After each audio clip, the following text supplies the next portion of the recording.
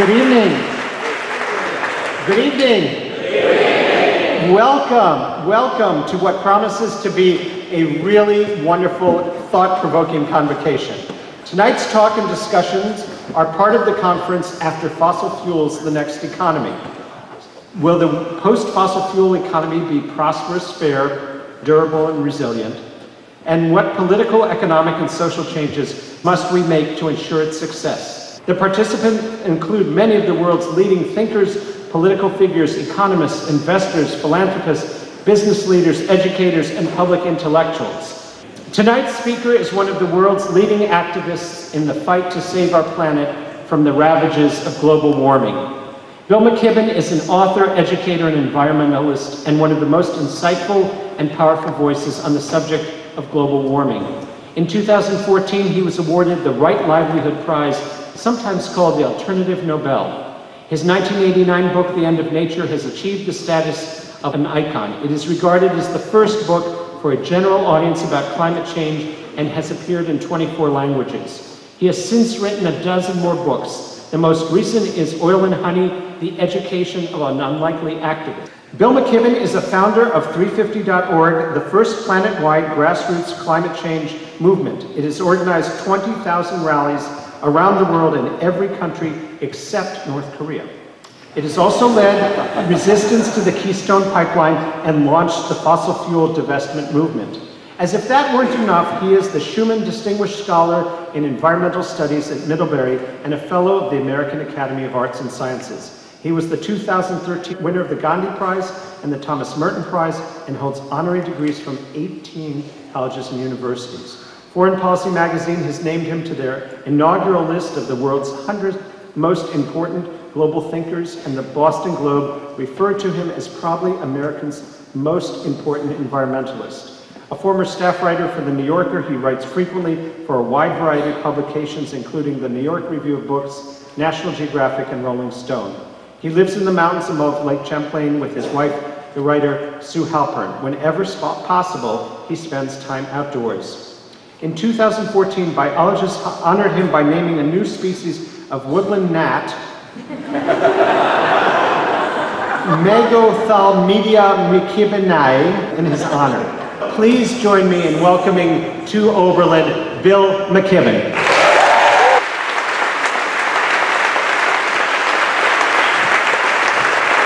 Pleasure to be in this beautiful chapel. I do wish for once in my life that I had a projector to show you some slides tonight, because there's one in particular that's been haunting me all day. It comes from a series of about 3,000 demonstrations we did one weekend about 4 years ago in pretty much every country on earth. We called it Connect the Dots, and it was people rallying in places that had already felt the sting of climate change. So there were people diving off reefs in the Pacific that were dying, or in parts of Siberia that were forest fires were ablaze, or in parts of Pakistan that were wrecked in that Noah-like flood in 2010, or on and on and on. But the one that is in my mind today comes from a city, small city in Haiti, Lake K, and it shows a small gathering of young people in the wake of Hurricane Sandy, and their street has been turned into a river. And, it stuck in my mind not for its size, but because these young people were holding a couple of signs they'd made themselves, and the sign said, "Your actions affect me." That was the message they wanted to send out to the rest of the world. I think about it today because when Hurricane Matthew blew through Haiti yesterday, the first reports are that it wiped out about 85% of the buildings in that city of Lake K. I just checked the news a minute ago. The death toll from Haiti is up to about 240 and rising steadily every hour. One reporter who made it to that city today said, and I quote, "Everyone's house is destroyed, the people can't eat, and they have to drink coconut water to stay alive."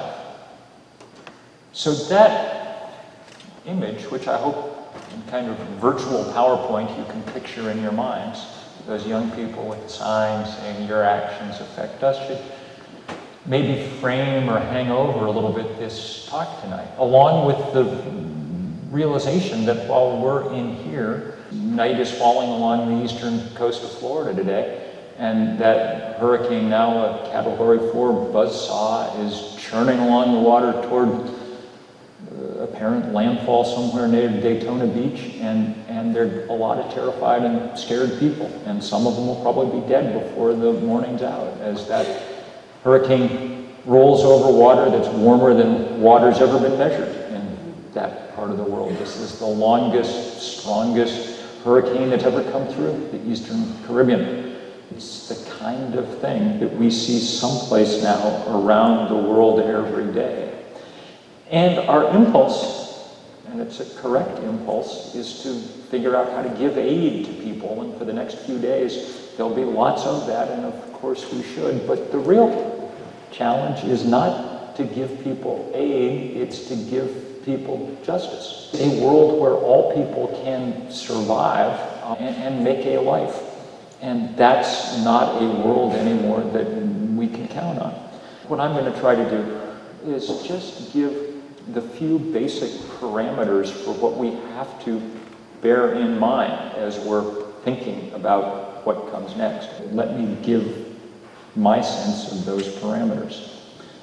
The first of them concerns time, which is, in this case, very, very short. Climate change is happening with extraordinary rapidity. I wrote, as President Kisloff said, the first book about this in 1989, which is, 26 or 7 years ago now. That's about how long we've known about all this. And even then, we didn't know how fast it was going to happen. I mean, we knew we were in trouble. We knew that burning coal, gas, and oil puts CO2 in the atmosphere. We knew its molecular structure trapped heat, but no one knew with any certainty how hard and how fast it was going to bite. And the story of the succeeding quarter century is it bit a lot faster and a lot harder than anyone dared think.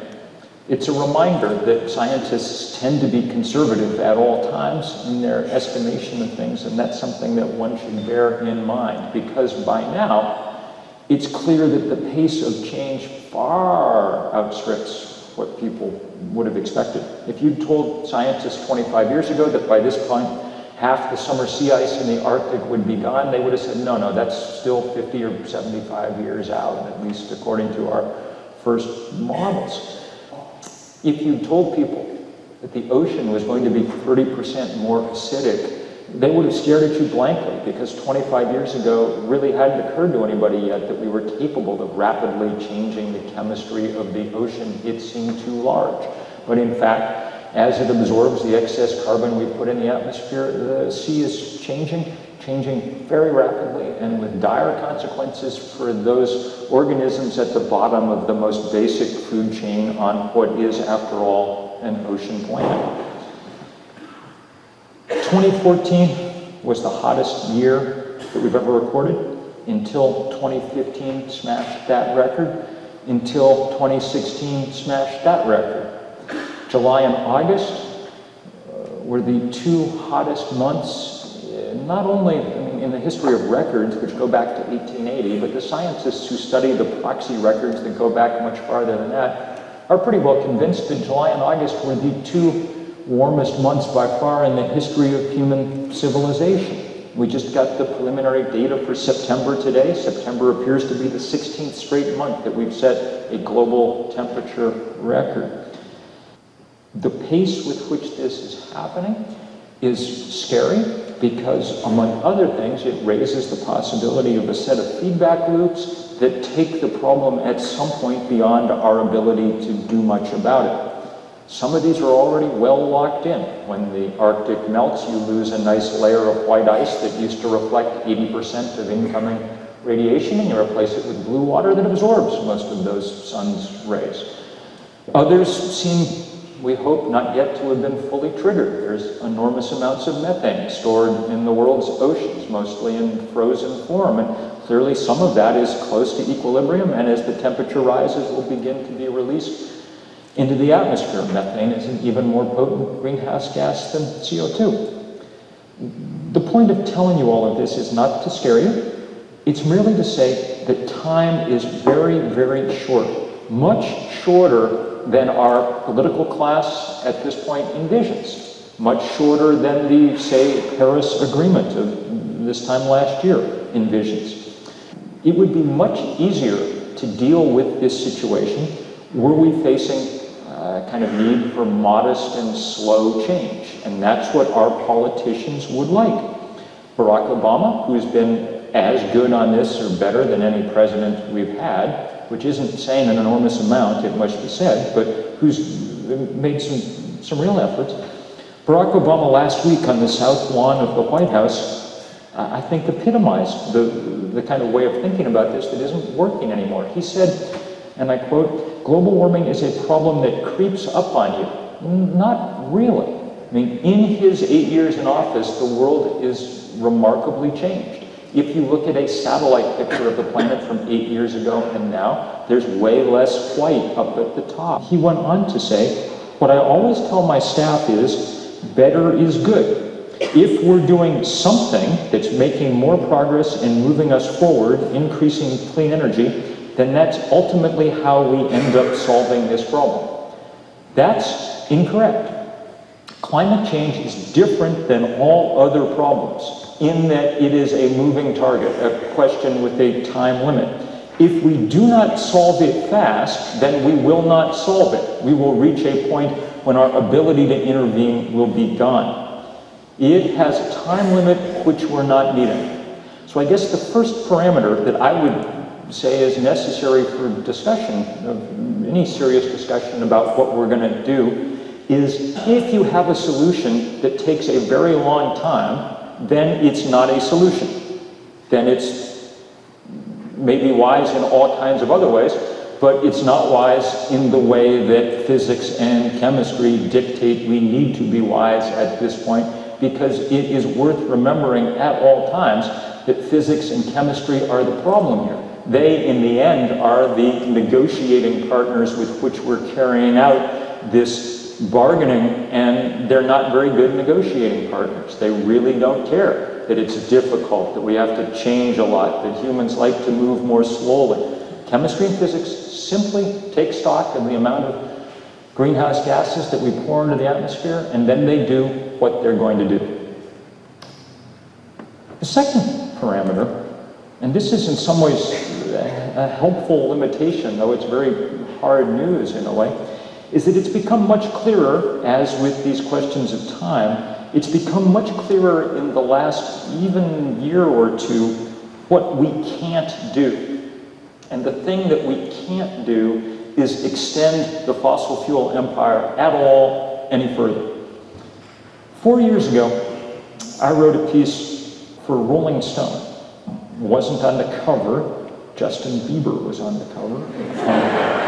But the piece did turn out to be the most shared piece, I think, in their digital history. And it was a piece, somewhat oddly, about a fairly obscure report by a think tank in the UK who'd gone and done the work of looking for the first time at how much fossil fuel, how much coal, gas, and oil the world's fossil fuel companies had in their reserves, which turned out to be about 3,000 gigatons, stuff they told their shareholders and banks that they eventually planned to dig up and burn.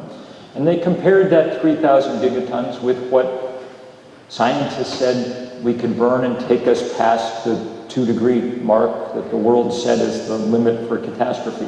A pretty high limit, by the way, because if 1 degree, which is what we've raised the temperature so far, melts the poles, then we're probably foolish to find out what 2 degrees is going to do. Okay, but that's the line we've drawn. What they found was that we had 4 or 5 times as much carbon in those reserves as we could possibly burn. When you knew that new fact, then all of a sudden, the fossil fuel industry took on a new light, because if they carried out their business plan as they'd written it, then the planet would tank, period, end of story, no question about it.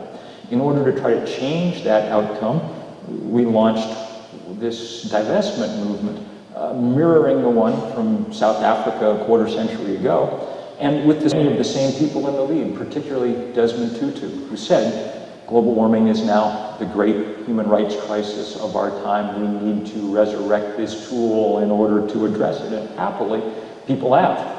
At college campuses around the world, in faith communities, in hundreds of local cities and towns, state governments, pension funds for enormous entities like the California public employees have conscientiously begun the task of divesting from coal, gas, and oil, or some mix of them. Just yesterday, 7 major Catholic institutions on 5 continents announced that they were divesting from fossil fuel, citing the fact that Pope Francis, in his landmark encyclical Laudato Si, had made it clear that this was the sort of thing we needed to be doing. They made their action on St. Francis of Assisi Day a reminder that we have deep intellectual and moral wells on which to draw. At any rate, that divestment process has done a good job. There's almost, I think, $5 trillion now worth of portfolios and endowments that are divested. More to the point, all the students and parishioners and citizens who advocated for divestment managed to take that news that we had more carbon in our reserves than we could ever burn and take it from Rolling Stone on the fringe into the absolute center of the political discourse. Within the last year, people like the governor of the Bank of England, talking to the world's insurance industry at Lloyd's of London, delivered the same numbers and the same words that were, in that original piece. The head of the World Bank or of Deutsche Bank, or on and on down the list, with the same basic now understanding. I say that as background to the fact that 3 weeks ago, a new report came out, this time from a Washington think tank, subtly different and extremely important. This report took another set of numbers. They looked at those, not at reserves, but at those oil and gas fields and coal mines already in production, okay, the ones where we're actively digging or pumping at the moment. And what they found was that the amount of coal and gas and oil in those active fields and mines was enough to take us past 2 degrees, all right? So that leads to an even sharper set of conclusions at this point.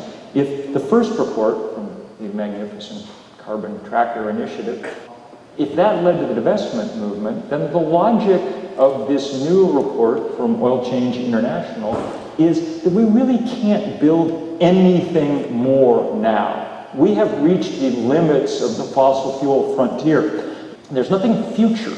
There's no worrying about the reserves that we might get to someday. We are already as far as we can go. We can continue, more or less, to meet that 2-degree target by pumping what's in those fields and wells, letting them dwindle over the next few years, but we have to use that few years while we're running down that stock to make the transition to renewable energy once and for all. What it means is we have to have a swift and managed decline of fossil fuel, and a big part of understanding that is we can't do what we've been doing for the last 8 years in the Obama administration, which is merely substituting natural gas for coal. The numbers make it clear that that's not working. We thought 5 or 6 years ago that natural gas was cleaner in climate terms, but it turns out, sadly, not to be. When you add in the amount of methane that leaks into the atmosphere as you're doing things like fracking, and when you calculate the displacement of sun and wind that happens when you have cheap natural gas instead, then it becomes clear that putting up a new natural gas power plant is exactly like putting up a new coal-fired power plant. We've wasted, in many ways, the Obama years in making that transition to what we thought was a bridge, but it is not a bridge, it is a cul-de-sac. And so we need now to go very quickly in the direction of renewable energy. Now, this is not what powerful people in this world want to hear. None of them, not in the business community. Exxon, for instance, has made it entirely clear that they plan on pumping out all their reserves. That's what they keep telling their shareholders and their banks. Even those world leaders who are rhetorically engaged with the idea that we have to do something about climate change aren't willing to stand up to this push for ever more fossil fuel infrastructure. So, for instance, the new Canadian Premier Justin Trudeau, who was the most eloquent of voices at Paris, a very handsome and charming man, it must be said, in Paris all the time explaining his great sadness at this state of affairs and on and on and on. Last week approved plans for a vast new natural gas infrastructure in British Columbia and is expected to approve plans for a new tar sands pipeline to the west coast later this month. In Australia, Malcolm Turnbull, government was equally enthusiastic about the Paris Climate Accords, has now again green-lighted plans for what would be the largest coal mine on Earth. The Obama administration just approved 2 big fracked gas pipelines across the Mexican border. And they would have approved, or they have approved, but for the moment,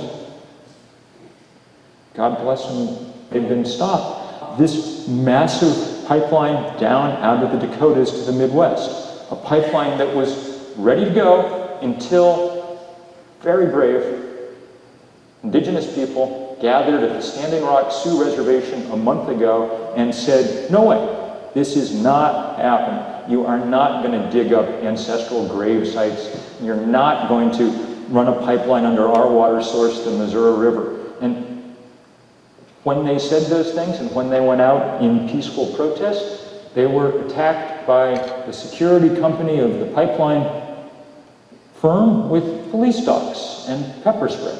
And they took it, and the images of that day look exactly like the images that came out of Birmingham in 1963. Substitute Native Americans for black people and substitute color film for black and white, and they are the same pictures. And those pictures were so shocking that they convinced the White House to call things off for a little while, to have some more consultation. We'll see how it goes, but I know the people in that camp, and I am sure that they are not going to yield easily. We have to act quickly, and we can't build any more fossil fuel infrastructure. Those are the 2 clear guidelines, parameters, rules to guide any rational discussion about how to move forward. The third thing, and this is good news, is that we know now what we need to do, at least in the broadest terms. One of the reasons that this has been so politically difficult is that for a long time, we really didn't have a clear path forward. When I wrote The End of Nature 25 years ago, I mean, we talked about solar energy and things with our fingers crossed, because it was not ready to go. It took a lot of pioneers, people like David Orr, to help us figure out what we were doing. Now the engineers have done their job and done it with a vengeance. The price of a solar panel has dropped to 80% in the last 6 years. That's the most useful economic statistic probably in the world. It opens up a world of possibilities. So now we have good data from people like Mark Jacobson at Stanford, whose team has probably gone further than anybody else in trying to calculate this all out. And what they've provided is pretty compelling proof that in all 50 states and in every, I think they're up to 140 some countries around the world where they've done detailed analyses, that we can get to 80% renewable energy by 2030 and 100% by 2050, and we can do it economically. Not only is it affordable, it's endlessly cheaper than the cost of not doing it and dealing with what comes instead. I tried to advance that discussion a little bit this summer in a piece that I wrote for the New Republic. I've long heard people say some variation of the following sentence: we need a mobilization like the one we had before World War II in order to deal with climate change. Since I was not actually around before World War II, I thought I would go and try and figure out what that meant and whether it was possible or not. So we took Jacobson's numbers for how much solar power we'd need to build and started figuring out how many factories that implied and how fast and how quickly you could put them up. And it looks like it's at the outer edge of the possible, you know? It's not easy by any means and not free, but we could, if we wanted to, build around this world enough renewable energy in the time we have to do what needs to be done. Which is a good thing to know. If it wasn't technically possible to do any of this, then I don't really know what we do. But it is technically possible. If we're good about conservation and efficiency, if we change some of the ways in which we live, and if we work like hell to build out this stuff, then maybe we could start to catch up with physics and chemistry. There were some important takeaways from looking at that history. One of them was that I'd always sort of heard the wrong story about World War II, which is that it was basically American business that rolled up their sleeves and got to work, okay? And it turns out that that's really not true. In fact, American business was as resistant for the most part to doing anything about the rise of fascism as they were to the rise of climate change. The US Chamber of Commerce, as late as 1939, was explaining that American business wanted nothing to do with the war, and they thought it was somebody else's battle and an economic disaster and so on and so forth. Words which proved ironic when not only did it prove to be possible to do something about it, but it proved to be the spark that finally pulled us out of the Depression and put us on the path to a kind of unparalleled prosperity. It was in this part of the world, what we now call the Rust Belt, that it mostly happened. It was not rusty then, just the opposite.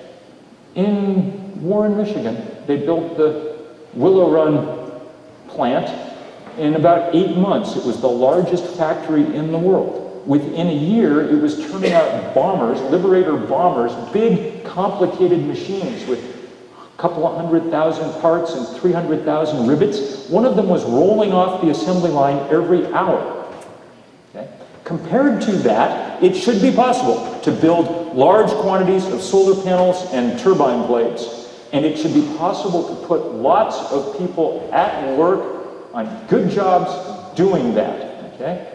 And it should be a huge priority, and if you think we don't have the money, then you're not paying attention. We have things like the defense budget that need to be put to work defending us against the most dangerous adversaries we face. The conceit of that New Republic piece was that we are in fact already at war, though we do not really recognize it. But by all the measures that we usually count as warfare, that's what's going on. We're losing territory day by day. People are being killed day by day in great numbers. They'll probably be added to that death toll tonight someplace along the coast of Florida.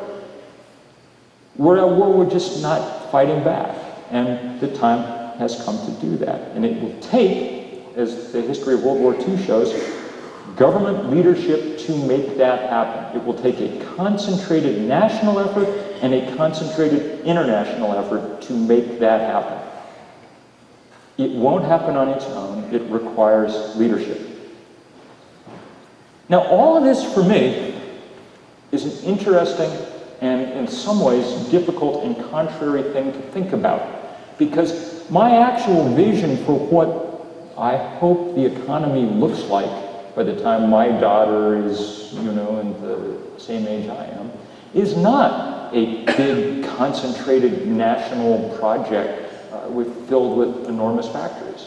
My hope is that we live in a much more decentralized and local economy than we live in now. Oddly, I think that it's that huge effort that will get us at least partway there. The virtue of solar panels and wind turbines, as opposed to the highly concentrated, scattered sources of fossil energy that we have now, is that, especially if we're wise about the ways that we own and build them, that they lead to much more localized and decentralized economies than we had before. We've learned in the last 10 years about all the appeal and beauty of local food, right? And we bask in the great glory of our invention of the farmer's market. Something that the rest of the world figured out 8,000 years ago, but be that as it may, we're very pleased with ours. We need local electrons just like we need local calories, okay? Once we've built the solar panels, well, that's what we've kind of got. The reason that we don't have them already is not because we didn't know how to do it, okay? We could have figured it out a while ago. We know from great reporting in the last year that companies like Exxon knew everything there was to know about climate change 40 years ago and just didn't tell any of the rest of us because they didn't want to interfere with their business model. They didn't want to switch over. And the reason they didn't want to switch over is obvious. If you're Exxon, the flaw in the business model for a solar panel is clear. Yes, you can make some money putting them up in the first place, but once they're up, the sun comes for free, okay? From Exxon's point of view, that's the stupidest business model of all time, okay? It makes no sense, and so that's why we haven't gotten there.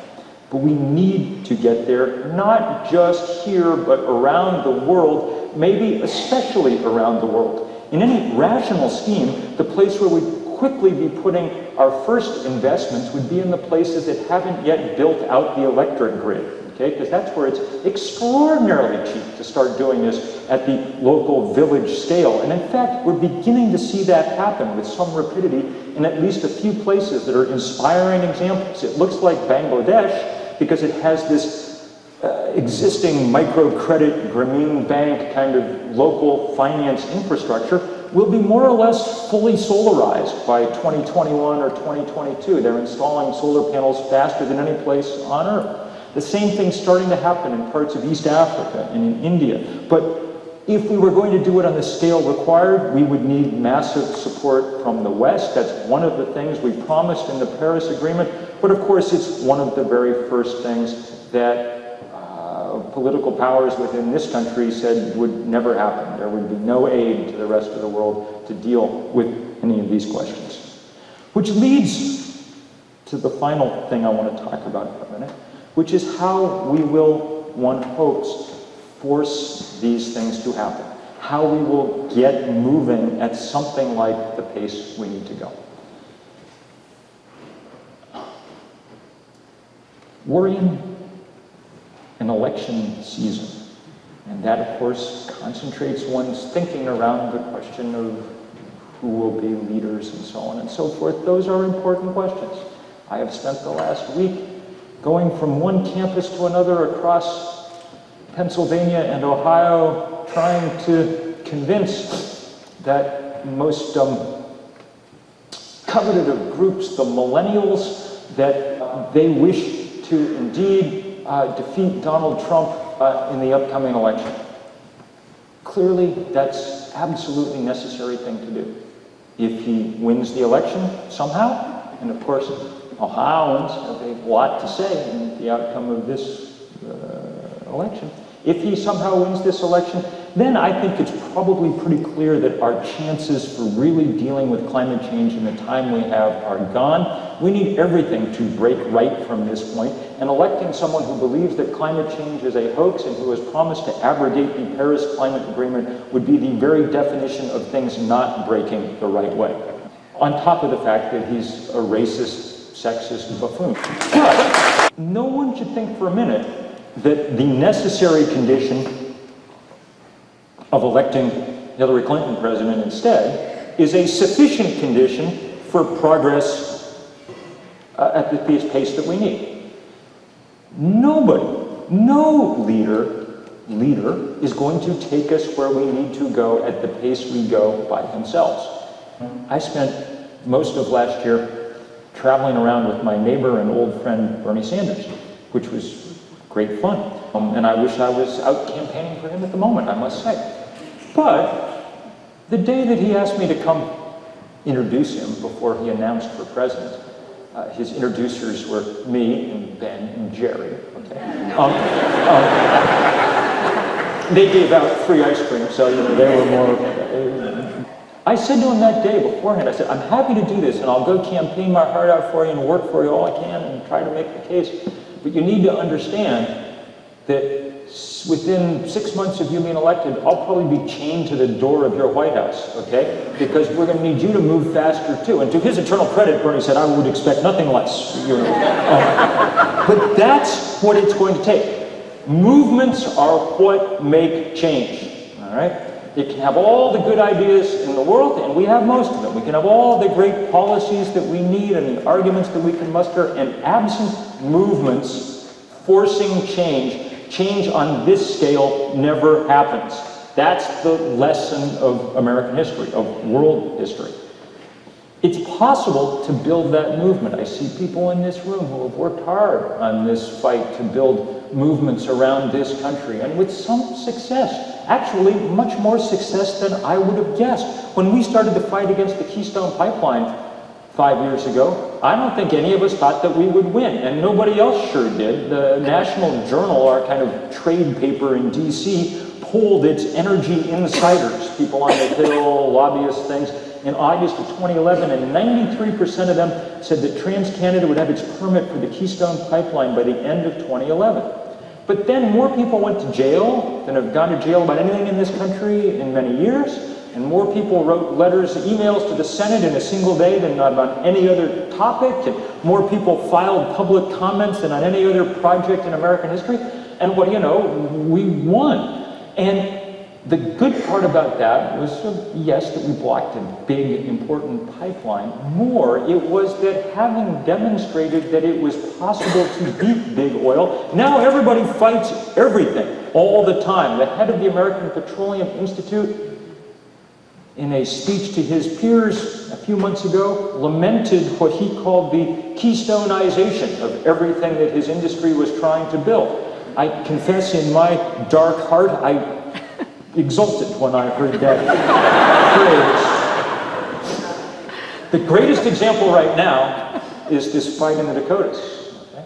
And I hope that all of you get involved in that, if for no other reason than to try and, in some small way, redress the original of America's original sins.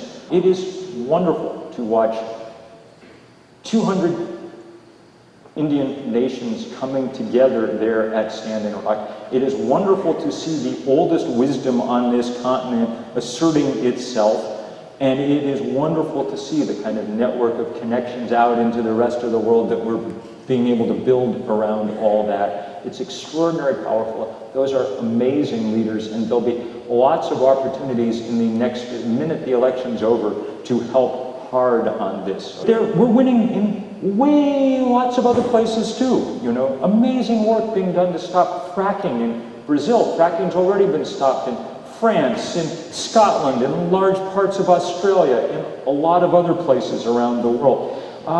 You know, last year we did these series of actions that closed down coal mines in Germany and in the UK. People in Nigeria stood up against the oil barons on the Delta 10 years or 15 years after they killed Ken Saro-Wiwa. On and on and on. It was beautiful actions, and every day brings good news. Just this evening, as I was coming up the stairs on my phone, it turned out that a big plan for a big oil train terminal on the northwest corner of the country in Washington State was defeated today after many, many years of hard work by good people up there.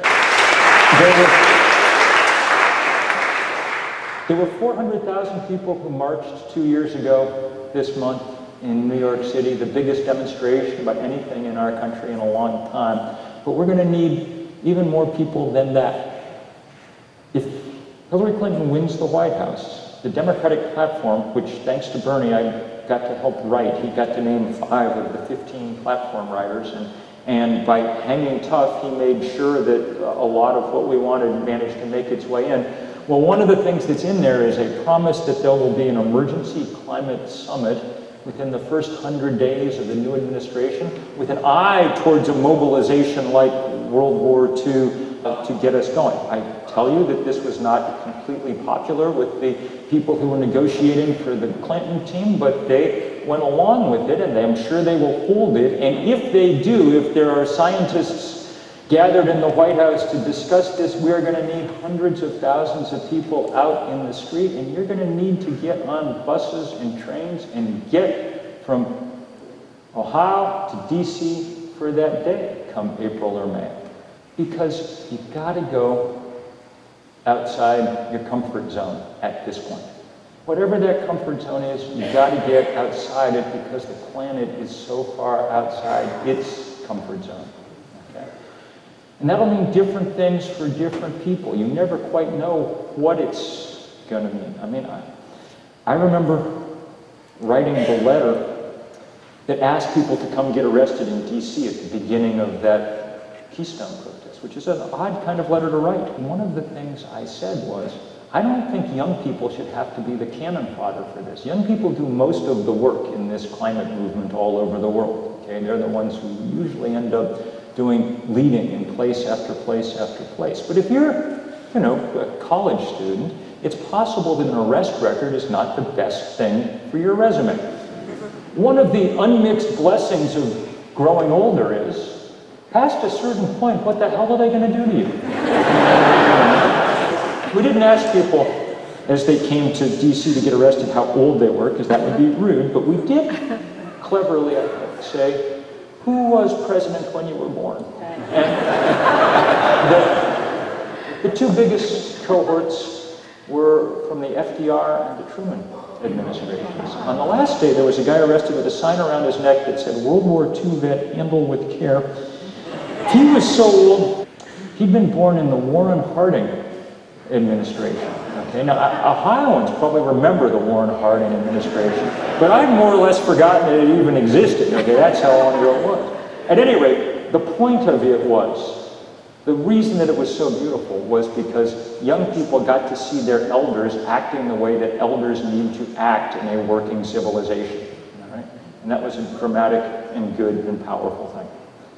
So I am well aware that everybody here is charged up to build the world that we need in the future, and the lessons that are going to come out of this conference are absolutely essential to that future.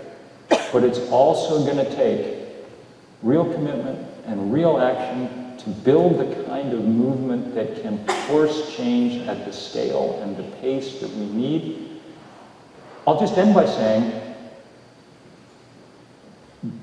there's no guarantee, even if we do everything right, that we're actually going to win. There are scientists who think we've waited an awfully long time to get started, and the momentum of climate change is enormous, and we're obviously not going to stop global warming. It's too late for that. The best science indicates we might be able to stop short of the point where we threaten our ability to have civilizations, but even that's an open question, and if we have that kind of window, it's a narrow one and it's closing fast.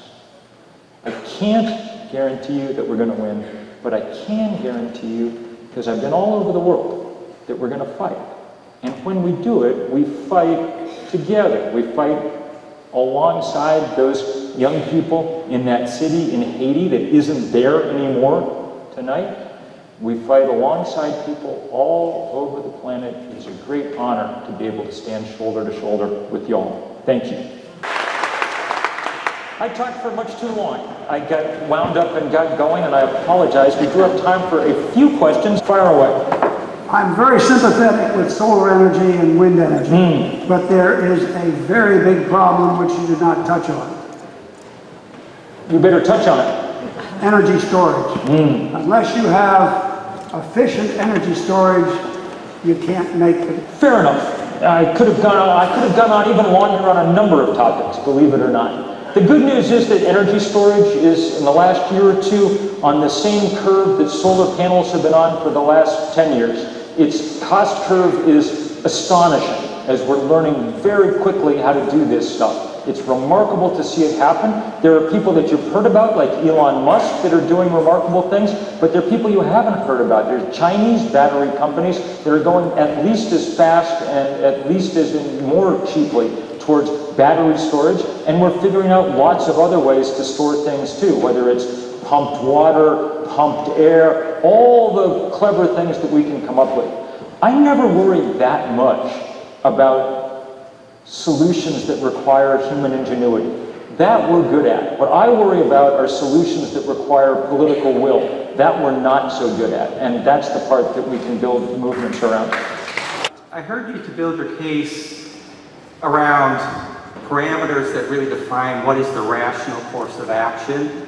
But you also describe certain points of no return, and one point of no return that has me really concerned is more in the realm of human psychology. We're seeing the emergence of a level of irrationality, and I'm going to say this kind of from my own lens, in terms of the political dialectic and so forth, that rational arguments aren't necessarily carrying sway with a large portion of the population, at least in this country. And I'm wondering from a strategic perspective if there might be some other or additional strategy around that so that the rational argument can translate through the media filter and through those voices that would control the message and allow, especially with the increased stress in society, us from passing a point of no return where rational action is not possible. This is a good question. Environmentalists have always traditionally been much better at appealing to whichever hemisphere of the brain it is that likes bar graphs and pie charts, and less good at the other half of the brain that's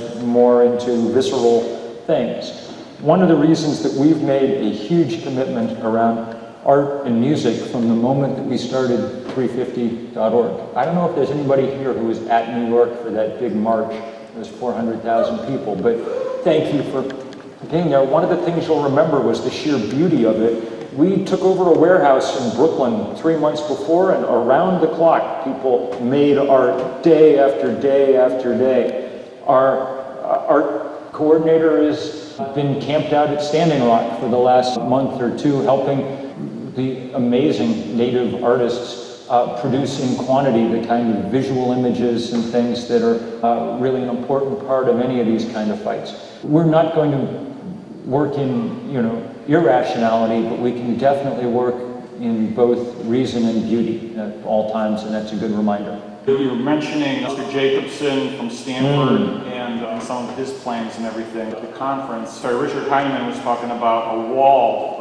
Richard Heinberg, yeah, with concrete, steel, and all that. And when you're looking at 280,000 rooftop solar PVs, over 500,000 5-megawatt wind turbines and everything, and that's just for the United States, and that's not talking about 8,000 Eigenfoss-style concentrated solar plants.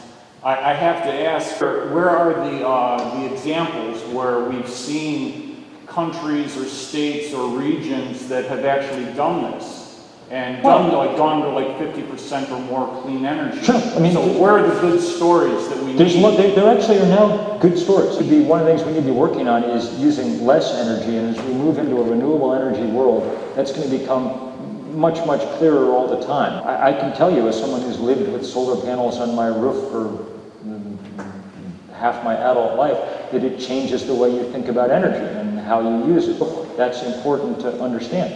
But there are countries that have done remarkable things. The Danes generated half their power from wind last year, which either means that in some diabolical Danish way they've cornered the world's supply of wind, or it means they have the political will to put technologies to work.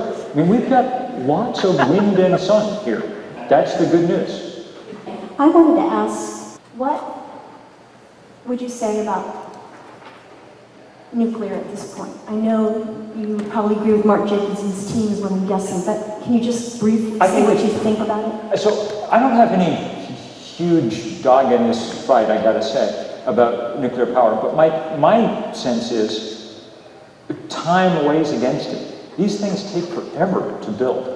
I mean, you start building the nuclear plant now and you start talking, think about, where we are right here and just imagine what it would take, first of all, to get the permits to build it in the first place, and then to build it. It takes an enormous amount of time, and it takes an enormous amount of capital. Just kilowatt hour bang for the buck. You might as well just sort of burn $20 bills to generate electricity.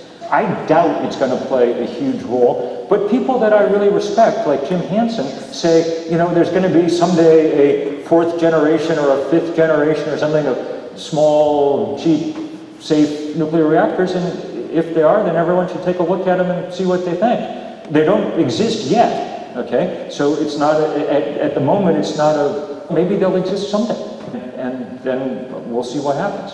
But the good news is, you can put up a solar farm in next to no time. A year later, it's there and producing energy. The United Arab Emirates opened bids for their new power supply a week ago. And the winner for the big new power plant was a big solar farm. And the bid, I think, Mark, was 2.3 cents a kilowatt hour, if I read the story correctly. I think that's the cheapest way to generate electricity that we've almost ever come across.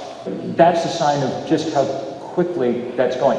And the other thing just to bear in mind is, as the cost curve for renewable energy has gone like this, the cost curve for nuclear energy has gone like this. They just get more expensive to build all the time. And one of the reasons, and this is an interest, I know I'm rambling on and we got to stop soon, but one of the reasons is, I think the place that the world just kind of wants to go is in this direction of what the engineers call distributed generation. The architecture we are aiming toward almost without knowing it is an energy architecture that works, say, the way the internet works, okay? With millions of nodes of production all intertwined. Power system, like a nuclear plant or a big coal-fired power plant, that's like the TV world that you and I grew up in when there were like 3 channels beaming at us and we just sat there and took it, okay? The information system we have now is entirely different. We're all producing it all the time and reading it all, and it's coming from every direction and feeding it. Well, that's what the energy system probably wants to look like too, is my guess. My name is Ian. I'm a field organizer with Next Gen Climate. I'm out every day trying to organize voters to elect climate champions. I can do a lot, but I can't do that much. I was wondering if you would help me ask this room to volunteer. Absolutely. I've been off with all the Next Gen crew for the last 4 days across Pennsylvania, and I'm going on first thing in the morning to Toledo to do some more of this kind of stuff. But Tom Steyer is arriving here, who leads the whole Next Gen operation. Yeah, look, the next 30 days, Ohioans have been gifted with superpowers. After that, you're just back to being normal old Ohioans, but for the next 30 days, you have enormous power. Vermonters have no power. It doesn't really even matter if I vote. We know exactly how it's going to come out, unless too many people write in Bernie, which is a possibility. It was a hard loss in Vermont. But you should definitely spend some time over the next 30 days making sure that Ohio doesn't disgrace itself and damage the planet by voting for Donald Trump. They can find you out back afterwards to volunteer? Yeah. I will just say, I've registered a bunch of voters of myself over the last week, first-time voters, young people. There's something extraordinarily moving about it. I mean, call me sentimental, but there really is something wonderful about inducting the next generation into the democratic process, as screwed up as it is. I grew up in Lexington, Massachusetts, and my summer job was giving tours of the Battle Green in my tricorn hat, So I feel a very deep stake in this experiment we've had undergoing for the last 200 and some years, and it would be a great change to watch it more or less flicker out on the night of November 8th. My name is Melissa Elstein. I'm a community organizer in New York City, and you've inspired me in so many ways. I was one of the organizers of the People's Climate March. I've marched against FERC in DC, for activists in New York State when had arguments about fracking. Yes. Yeah, so now one thing that I'm working on, and I wanted to bring it up because it doesn't get discussed all that often, but it's so related, is zero waste and also plastic pollution. And I go to many events where there'll be corporate sustainability conferences and there'll be plastic water bottles everywhere. And even here on campus, I'm noticing in the coffee places here in Oberlin, which is very liberal and progressive, and there's still throwaway plastic containers with plastic straws. And so that's one thing I'm doing now in New York City, really trying to work on this issue. Good for you. One of the problems with climate change, frankly, is that it's such an overwhelming issue that we end up triaging a zillion other things that would be very important to be working on. So in order that we can keep working on this very important thing, everybody stop throwing out your plastic junk, and do the obvious stuff that we all should at this point know how to do. Thank you for your work very much. If that could be a message that gets brought up everywhere. Will do. Thank you. All right. Thank you all enormously.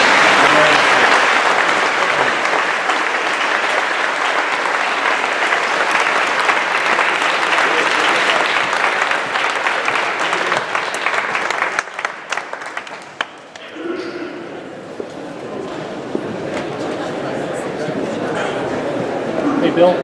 The temperature of the Earth, as you heard last night from Bill McKibbon, is up by more than 1 degree centigrade, that's centigrade, not Fahrenheit.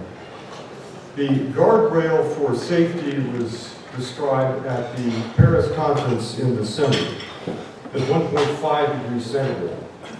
And on the background, the slide you're looking at is the scrolling of temperature up through last year. We don't have much time, as Bill McKibbon made very clear last night. This event is organized around 4 not-so-simple questions. And the first of which is, can we build an economy that works in harmony with natural systems? There's nothing simple about that. Can we also make it fair, durable, and resilient? Can we make the transition in time to preserve a habitable planet and civilization itself? So after the great fossil fuel blowout, what is the next economy? We're honored to have with us over these 3 days some of the minds and hearts working on this issue, some of the best minds and hearts, people making a difference when and where it really matters. The event architecture is divided into 3 parts. Yesterday we dealt with a lot of the theoretical issues of capitalism. Is green capitalism an oxymoron, is the way we put it on the program. Today we get into a lot of the details of what that economy would be like. How do we invest? How do we spend? And then tomorrow, a good bit of the conversation is around the politics of transition. Our hope, in the words of novelist Amitav Ghosh, are these. Out of this struggle will be born a generation that will be able to look upon the world with clearer eyes than those that preceded it. That they will be able to transcend the isolation in which humanity was entrapped in its time of derangement. That they will discover their kinship with other beings, and this vision, at once new and ancient, will find expression in a transformed and renewed art and literature. And I add, a renewed politics and economy. I want to turn this over to Dan Multher. Dan is the CEO of the City Club in Cleveland. He has a BA and MA from the University of California, Berkeley. I asked him, what's the worst thing that could be said about him? He said, well, he spent a night in the San Francisco City Jail once. My degree's in journalism, so I fact check a lot of things, and even my own bio. It was the Berkeley City Jail. The food was terrible, and at the time, actually, I was teaching at the San Francisco County Jail. So the next day, I had to teach my adult students in the San Francisco County Jail. Many of them had seen me get arrested because I was on television. I was protesting the actions of the Pacifica Foundation when they were trying to shut down KPFA. So I think that solidified my free speech credentials and qualified me for the job at the City Club. It's exciting for me to be here because that means that today I get to learn quite a great deal. And I looked at the agenda and thought, oh my God, David is crazy. Like, how is it possible that all these people are actually going to get a moment and that everybody's going to be able to absorb everything that's said? So we better get started.